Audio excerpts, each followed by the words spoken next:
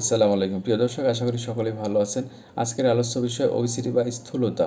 এটি এমন একটি অবস্থা যেখানে শরীরে অতিরিক্ত চর্বি জমে যায় এবং স্বাস্থ্য ঝুঁকি সৃষ্টি করে। শুধু তাই নয়, শারীরিক, মানসিক এবং সামাজিক সমস্যারও কারণ হতে পারে।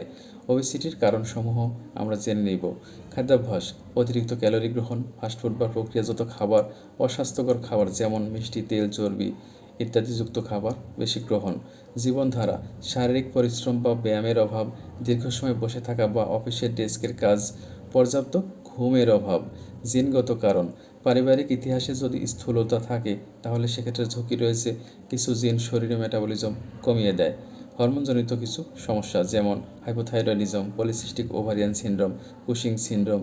ওষুধের কিছু প্রভাব রয়েছে: অ্যান্টিডিপ্রেসেন্ট, স্টেরয়েড বা ডায়াবেটিসের ওষুধ। মানসিক সমস্যার কারণে মানুষ বেশি খায়, এটা একটা কারণ। এছাড়াও ইমোশনাল ইটিং বা হতাশার কারণে অতিরিক্ত ক্যালোরি গ্রহণের প্রবণতা লক্ষ্য করা যায়।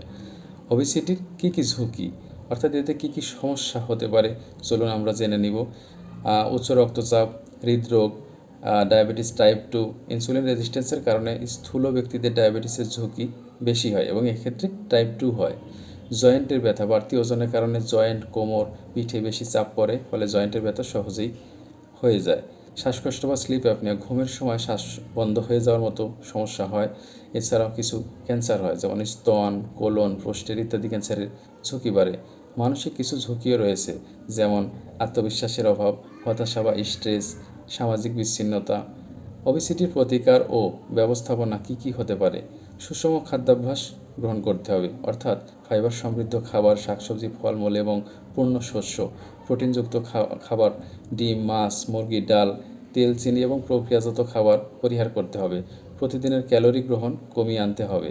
শারীরিক ব্যায়াম: প্রতিদিন অবশ্যই 30-40 মিনিট হাঁটা, দৌড়ানো বা সাইক্লিং, যোগব্যায়াম বা শক্তি বাড়ানোর অনুশীলন।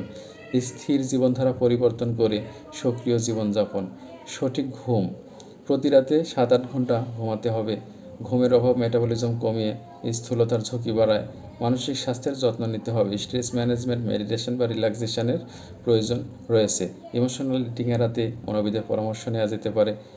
এছাড়াও চিকিৎসা ও ওষুধ: স্থূলতার কিছু চিকিৎসা ওষুধ রয়েছে, সেগুলো ডাক্তারের শরণাপন্ন হয়ে গ্রহণ করা যেতে পারে এবং এর ব্যারিয়াট্রিক সার্জারিও ক্ষেত্র বিশেষে প্রয়োজন হয়ে রয়েছে এবং এটা করা যেতে পারে। ওবেসিটি প্রতিরোধের জন্য অবশ্যই সুস্থ খাদ্যাভ্যাস গড়ে তুলতে হবে। শিশুকাল থেকেই শারীরিক সক্রিয়তার প্রতিও মনোযোগ দিতে হবে।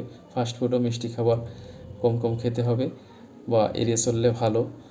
নিয়মিত স্বাস্থ্য পরীক্ষা করতে হবে। ধন্যবাদ।